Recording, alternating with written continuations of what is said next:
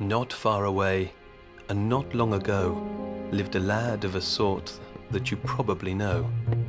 He'd listen to no one, he'd spit and he'd curse, pick up cats by their tail, and then do much worse. A bit of a bully, as rude as can be, throwing stones at the birds, hit a nest in a tree. Knocked the eggs to the ground, smashed them, broken. Thought he might be found out when he heard a door open. Before he could be caught, the boy ran far away and found himself at the old pier on a cold and dark day. "Keep off the pier," read a sign on the fence, so he climbed in a second, as you probably guessed. Why keep off the pier? It seemed to be meant for adventures or games or playing pretend. So here he arrived at the crooked old pier. The wind howled and screamed, but he felt no fear.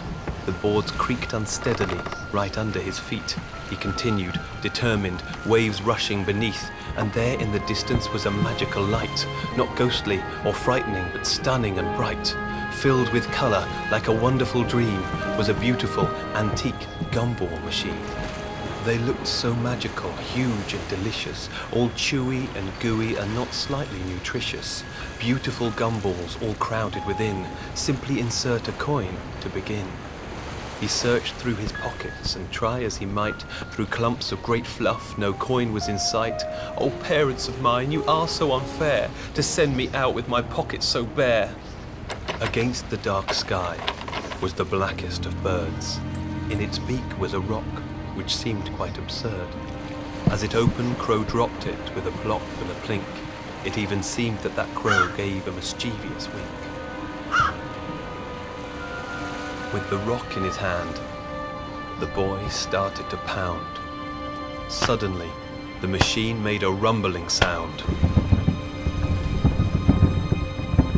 Out dropped an eggy-shaped, glistening blob, which he instantly, greedily, popped into his gob. As he sucked and he chewed, the warm feelings grew. The fantastical flavour was like nothing he knew. He continued to gobble, and to his delight, he grew a great bubble with all of his might. And just when he thought it would pop for sure, he blew, and it grew a bit more. And he blew, and the bubble kept growing and bloating. He looked to the floor and saw he was floating. And when it had grown to the size of a house, something strange began happening, and it was happening now. In a moment he was stuck, suddenly sucked in a blur caught up in the bubble's thick skin. He punched and he thrashed, kicked out and kicked in, but that magical bubble wouldn't give in. He called to the bird, trapped and in trouble, but the bird just stared at the boy in the bubble. Floating close to the waves, observed by the crow, nearly lost in the surf, in the sea down below, he tumbled and floated and trembled with fear. With a nudge, he fell over the edge of the pier and splashed in the water, trapped and soon lost. He looked up at the crow, and that crow, he just watched. The crow saw the bubble float slowly away. Where the boy ended up, no one could say. The bird then turned, and without delay, spread its wings and flew away.